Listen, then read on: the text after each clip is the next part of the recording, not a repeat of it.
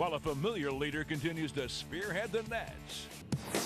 Now we take you back into the action, this time in the Eastern Conference, with the defending conference champions, the New Jersey Nets. Over the past 2 years, Jason Kidd and the Nets have become the team to beat in the Eastern Conference, and they've set their sights on a third straight trip to the NBA Finals. Now they're getting respect. They are the back-to-back NBA Eastern Conference champions. Last week they faced a former Net, Keith Van Horn, who now plays for the rival Knicks. Anytime you're going against a team that you used to play for, you want to win regardless, and it always gives you a little more incentive. Guys that have played in New Jersey, like Dikembe and myself, we have a little added incentive to go out there and get this win. New York met New Jersey for the first time this season, and the Nets were on the attack right from the start. Jefferson, wraparound feed. Martin gets the roll and one. Meanwhile, Van Horn struggled against his old team, scoring just 9 points, going 3 for 11 shooting. Van Horn, the chipping. But the Knicks did find a hot hand in Allen Houston. Houston connects. And Allen was keeping New York in the game. Houston, pull-up jump. Yes. But the Nets' Kenyon Martin was matching Houston shot for shot. Martin uses the bank. As the duel continued, Houston was even hotter in the second half, scoring 20 of his 31 points. 4 to shoot. Good defense. Houston against Kittles connects. But on this night, Allen Houston's heroics would not be enough, as the Nets began to pull away in the fourth quarter. Kidd finds Williams for the jam. And the Nets defense shut the door on the Knicks. Knocked away. Nets have numbers. Kittles finds Kidd, who lays it in. Beautiful play. Kittles lets it fly. Got it!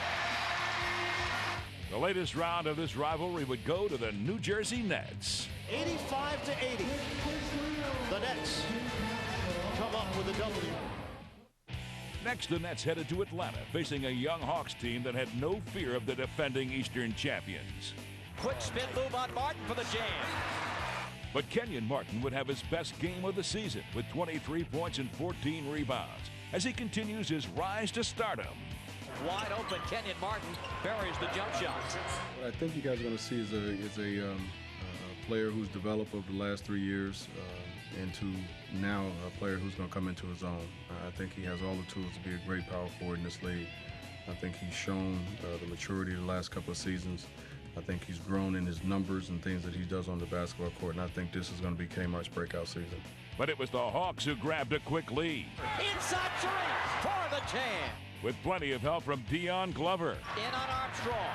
And the whistle, and the foul, and the bucket. Meanwhile, Jason Terry was taking it right to the New Jersey defense as he scored 24. Jason Terry turns the corner, leans in. Oh, tough shot. Terry and the Hawks were up by 7 points in the second quarter. But then Byron Scott's team began to settle down, and they quickly erased Atlanta's lead.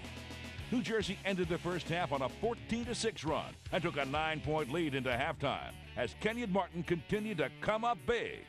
Kenyon Martin comes up with the jam. In the second half, the Nets' teamwork began to take over.